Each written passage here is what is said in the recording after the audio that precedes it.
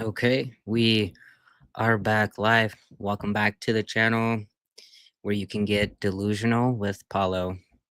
The point is that if you're tired of not being able to make a breakthrough when you want to get somewhere, then you have to get so delusional until your reality changes.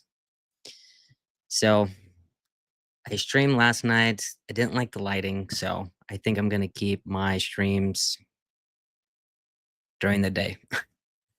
I am babysitting right now, so if my nephews come in, then they'll come in.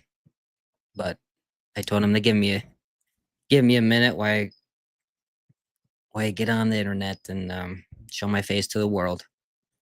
But we can continue today talking about fear. And if you just think about all the many ways fear has held you back, fear of failing, fear of not being enough, fear of being too much, fear of being perfect, or fear of not being perfect, fear of telling your parents, fear of someone finding out, fear of trying something new, fear of staying in something for too long, fear of investing money or in yourself, fear of losing, fear of attention, fear of abandonment, fear of letting go. Fear has definitely made me overthink a lot. It's led me to assume, it's led me to not forgive. It's destroyed relationships.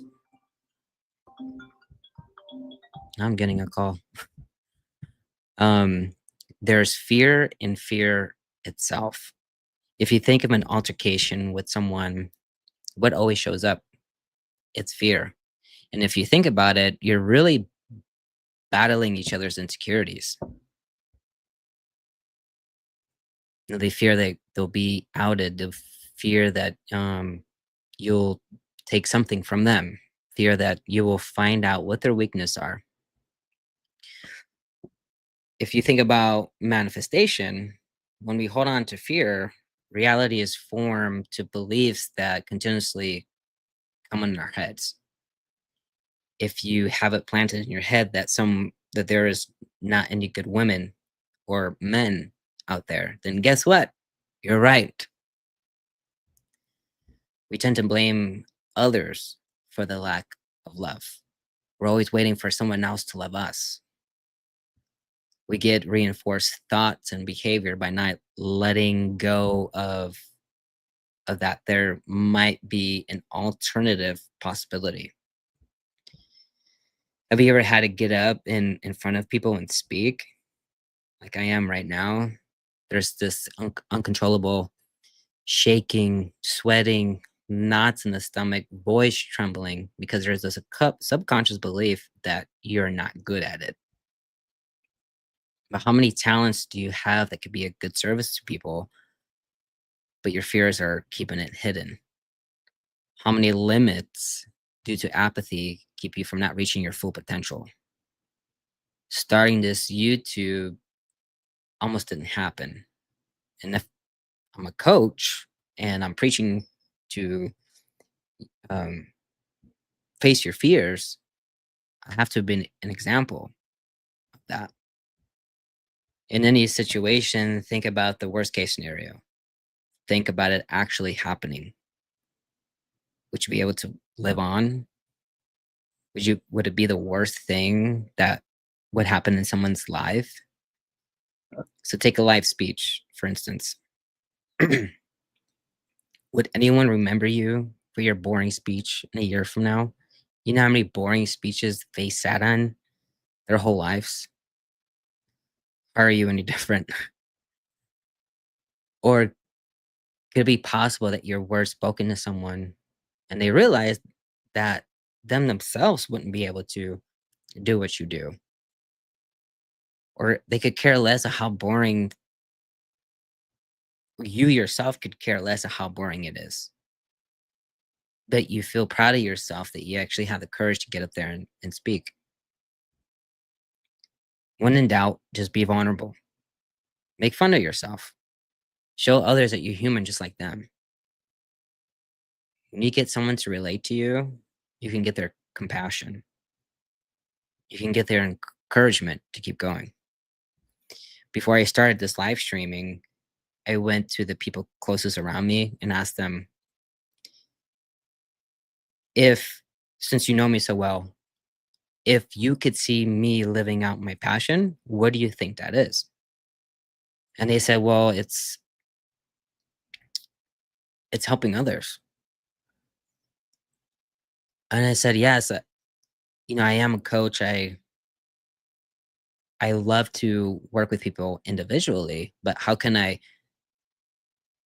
really help people on the bigger scale and a bigger platform?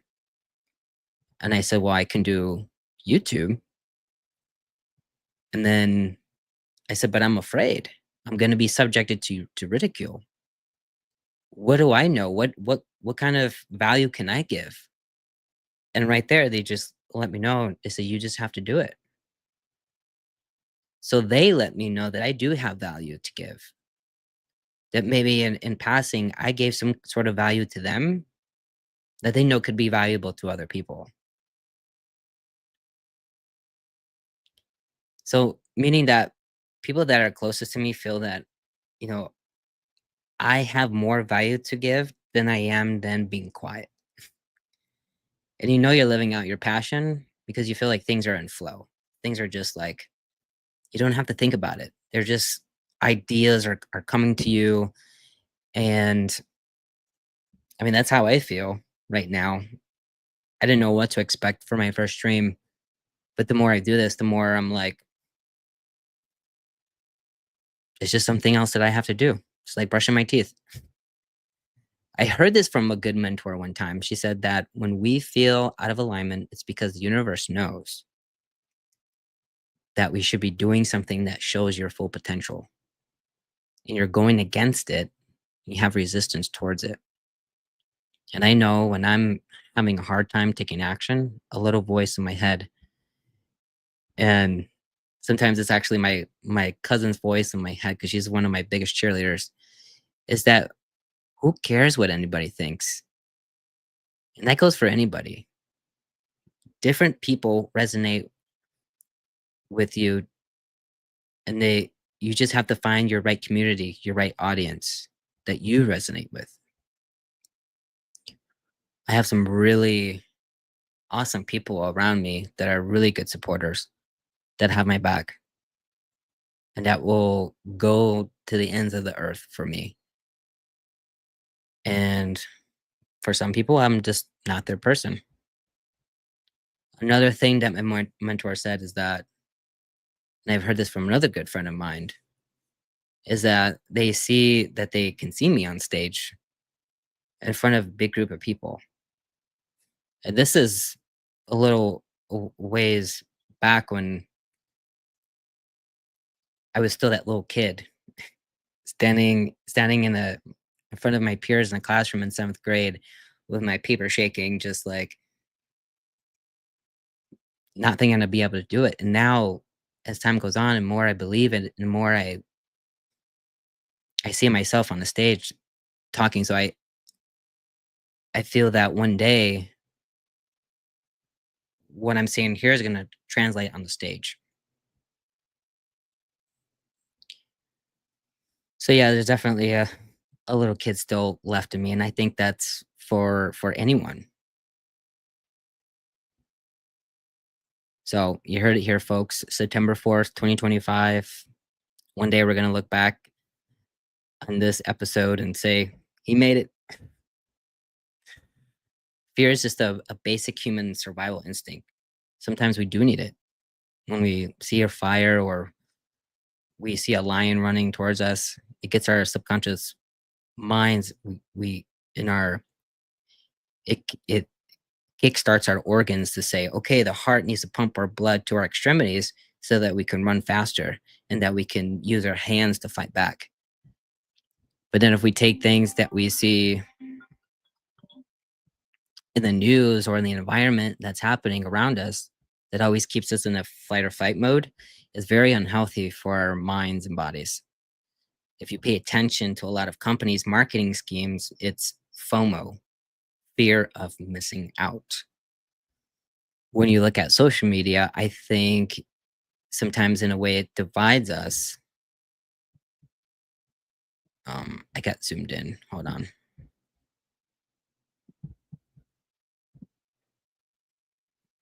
Oh, sometimes when I do like a certain gesture, it zooms in. Okay. Smart camera. Um, Jeez. Yeah, so I think social media has definitely divided people when these platforms are really meant to bring people together. Some people really like to get on there and have their biased opinion, express their opinion on a matter that they don't really know about. So we can take like transgenders for instance. Until you know someone that is going through that themselves, it's really hard to know what's going on in their mind. And a lot of times, people spread hate and people never took the time to even have a conversation with someone. So somehow they jumped on the bandwagon and saying, well, because of my culture, because of my upbringing, because of my religion, it forces me not to associate with people like that. And this can be for anyone. This can especially be true for people saying what politics they believe in. I really think that it comes down to a fear of loss of a way of thinking that they've been used to their whole lives. That is being threatened. In this book, Letting Go by David R. Hawkins, he says owning and acknowledging the shadow of things in your subconscious that make you project onto other people your own fears, the shadow loses its power and the projections start to evaporate. So everybody has covered up things about themselves that they're not happy with. They just feel better in the moment, condemning the rest of the world for their shortcomings. Have you ever met a confident, conscious, genuinely happy person writing hate comments or has a time to gossip about other people? People that really feel small about themselves, they try to make themselves look bigger and sound louder. We really start to play a movie in our minds and we relate to other people and thinking, how did they view us? And that's a lot where our fear comes from. We assume someone else's agenda, someone else's motive without ever having a conversation with them. So that turns around and that becomes our own opinion of ourselves. Even when somebody says something out loud to you, it's best not to take it personal. And nobody does no, nobody deserves to be belittled or talked down to. But if we think of the things that we say to ourselves on a daily basis, just know that that's going on in someone else's head. So nobody ever has a one up on you. It's just that their insecurities are catching up to them so much that they need to express it to you. They need about how they feel about themselves. When somebody is being mean to you, best way to handle it is by giving love. I know it's the craziest thing to think about, but there's a lot of healing effects by giving love energy. And I'm not saying to having to surround yourself with negative people, but if you really especially you can't really not stand them, right? But if you can create distance and at the same time send love because you know that they need it. There was something that happened to them probably that didn't allow them to be loved or growing up they didn't receive love. So they're being mean to you because they don't know that concept. And you're probably at your wit's end to tolerate that person, but just create distance and from a distance send love. That's how I plan to deal with anyone that sends me hate. Any hate comments, especially the ones that are encourage me. Just send love. What else can you do? You can't reach into the screen or you can't find out where they live and go beat them up. Just send love. Love can really cure fear. I remember when I was going through my limbo last year and not knowing what was going to happen to me, I just asked everyone if if you couldn't stay positive, don't really say anything at all. And I remember my dad, he was the always like what if type guy. He's always been. And I would tell him, I said I don't want to hear anything negative. I said I keep telling him I will be fine. I just need you to love me. And of course, he loves me unconditionally. But what is the most important thing here is that you have that unconditional love for yourself.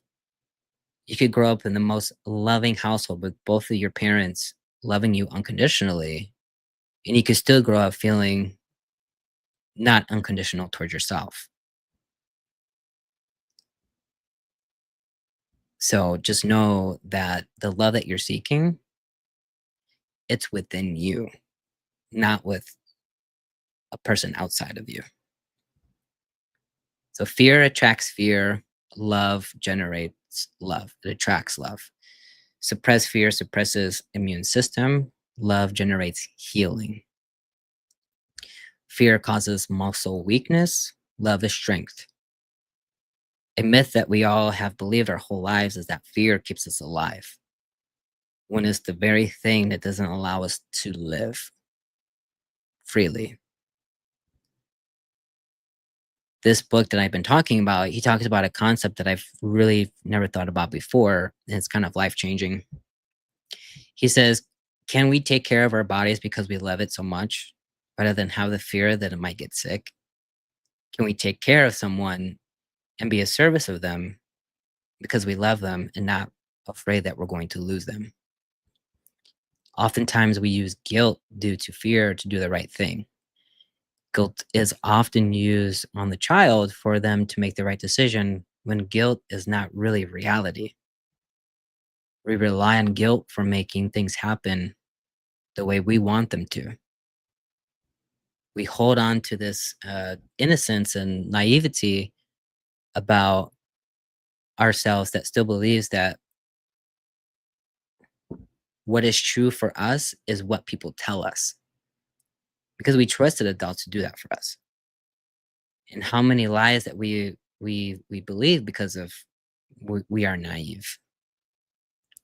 To become conscious is to become aware of what we consume and what is our reality. Let us not be exploited by thinking that we are constantly lacking anything and program to believe that the answer is outside of us. The longer we leave our power in others' hands, we block our freedom. We're going to be free from guilt, free from fear. It freezes It frees from disease, frees up space in hearts, minds,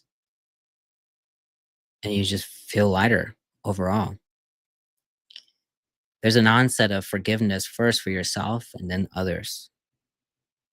Can we do acts of love out of pure intentions rather than having a guilty agenda? Isn't guilt a waste of time? Be aware. If one thing that I can say is be aware of people